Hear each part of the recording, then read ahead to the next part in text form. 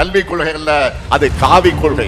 அது இந்தியாவை வளர்க்க உருவாக்கப்பட்ட கல்விக் கொள்கை அல்ல, இந்தியை வளர்க்க கொண்டு வரப்பட்ட காவிக் கொள்கை.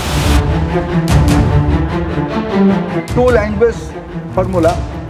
In their own government school, the Tamil language is declining. The colonial language is increasing. This is an alarming thing. இந்த கல்விக் கொள்கை தமிழ்நாட்டோட கல்வி வளர்ச்சியை மொத்தமா அழிச்சு ஒழிச்சுடணும் தான் நாம எதிர்க்கிறோம். आज हम देश की सभी भाषाओं को मेन स्ट्रीम लैंग्वेज के रूप में देख रहे हैं. The issue of linguistic imposition in India has always been a subject of fierce debate and deep divide. It is again back into the national focus, with the Tamil Nadu government accusing the central government of using the three-language formula as a tool to impose Hindi, threatening the very fabric of regional identity. Today, we dive deep into this historic controversy, exploring why it matters, what's at stake, and how India can navigate its linguistic crossroads.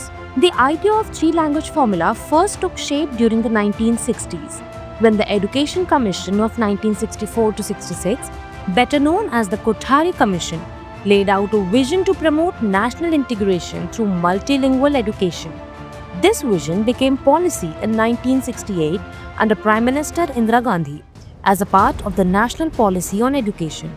But in Tamil Nadu, the seeds of resistance towards the three-language formula had been sown decades earlier. Back in 1937, the Madras Presidency, led by C. Rajagopalachari, tried to make Hindi compulsory in schools. The move sparked immediate and fierce protests, championed by the Justice Party and fiery Dravidian leaders like Periyar. The outcry was so intense that the policy was withdrawn in 1940. But the opposition to Hindi never faded. So when the three-language formula resurfaced in 1968, Tamil Nadu stood its ground. Under Chief Minister C.N. Annadurai, the state flatly rejected the policy, seeing it as yet another attempt to impose Hindi on non-Hindi speaking regions. Instead, Annadurai introduced a two-language system, Tamil and English. ஒரு வடநாட்டு பெரியவர் என்னிடத்தில் மிகுந்த என்னை பாராட்டிவிட்டு சொன்னார், நீங்கள் முயற்சி செய்தால் 3 மாதத்தில் இந்தியை படித்து விடலாம் என்றார். நான் ஒப்புக்கொண்டேன், ஆமாம் ஐயா 3 மாதத்தில் படித்து விடலாம் என்று. என்ன என்றார், அதற்கு மேலே படிப்பதற்கு அந்த மொழியில என்ன இருக்கிறது?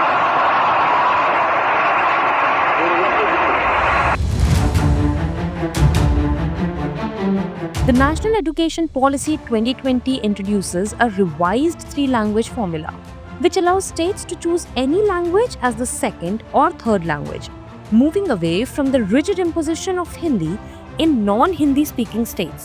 It aims to create a multilingualistic Indian society with several envisioned benefits. मेरा हिंदी का मजाक मैं उड़ा रही हूँ जी, क्योंकि मैं ये ऐसे स्टेट से आ रही हूँ जहाँ हिंदी पढ़ना गुनाह लगता है. The NEP's rationale for the three-language formula is rooted in noble intentions. Firstly, it aims to foster national unity by encouraging linguistic crossovers. Imagine a student from Tamil Nadu speaking Hindi fluently with a peer from Uttar Pradesh, not because they were forced to, but because they wanted to. That's the vision. Proponents also highlight the educational and career advantages.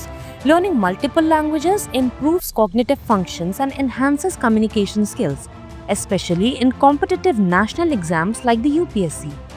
Lastly, the revised three-language formula fosters cultural appreciation and communication across different linguistic groups, supporting the ideal of unity and diversity that is central to Indian democracy. However, the state of Tamil Nadu contends that its two-language policy has been instrumental in achieving high literacy rates of 80.33% and higher education enrollment ratio of 47%, significantly higher than the national average of 28.4%, making it a model for other states as well. That has raised questions of fixing something that isn't broken. The new three-language formula is perceived by the South Indian states as a covert attempt of cultural colonization by the imposition of Hindi.